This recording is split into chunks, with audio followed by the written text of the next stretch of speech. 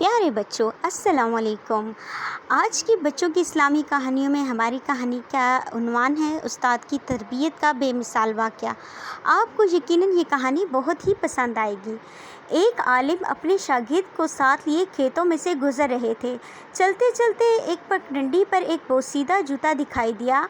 صاف پتہ چل رہا تھا کہ کسی بڑے میاں کا ہے۔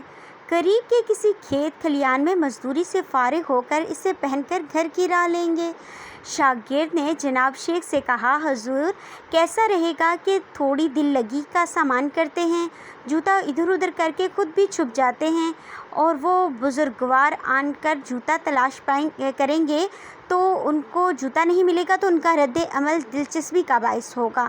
شیخ کامل نے کہا، بیٹا اپنے دلوں کی خوشیاں دوسروں کی پریشانیوں سے وابستہ کرنا کسی طور پر بھی پسندیدہ عمل نہیں ہے۔ بیٹا تم پر اپنے رب کے احسانات ہیں، ایسی کبھی حرکت سے لطف اندوز ہونے کے بجائے اپنے رب کی ایک نعمت سے تم اس وقت ایک اور طریقے سے خوشیاں اور سعادتیں سمیٹ سکتے ہو، اپنے لیے بھی اور اس بیچارے مزدور کے لیے بھی۔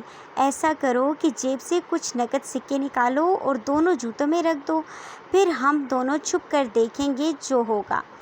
بلند بخت شاگرد نے تعمیل کی اور استاد و شاگرد دونوں جھاڑیوں کے پیچھے دبک گئے۔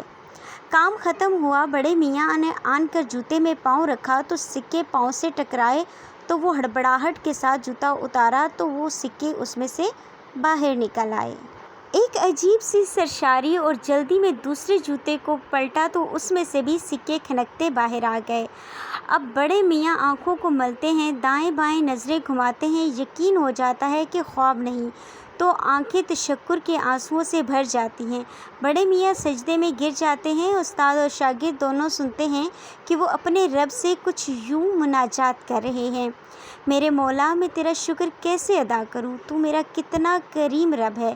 تجھے پتہ تھا کہ میری بیوی بیمار ہے، بچے بھی بھوکے ہیں، مزدوری بھی مندی جا رہی ہے، تو نے کیسے میری مدد فرمائی۔ ان پیسوں سے بیمار بیوی کا علاج بھی ہو جائے گا اور کچھ دنوں کا راشن بھی آ جائے گا۔ تو دیکھا بچوں کیسے استاد نے اپنے شاگرد کو نصیحت کی اور کیسے انہوں نے ایک بزرگ کی مدد کی۔ ہم دوسروں سے شرارت کرتے ہیں اور ان کو پریشان کرتے ہیں تو ہم کسی کے ساتھ اس طرح مدد کر کے اس سے دعائیں بھی حاصل کر سکتے ہیں، نیکیاں بھی حاصل کر سکتے ہیں، اللہ تعالیٰ کو بھی راضی کر سکتے ہیں۔ تو کیسی لگی آپ کو یہ کہانی؟ کمنٹ باکس میں ضرور بتائیے گا۔ جزاک اللہ خیر۔ میرے چینل کو سبسکرائب کر دیں اور بیل آئیکن کو دبا دیں، اور اس طرح کی مزید پیاری پیاری کہانیاں دیکھنے کے لیے میرے چینل کو سبسکرائب کریں۔ شکریہ۔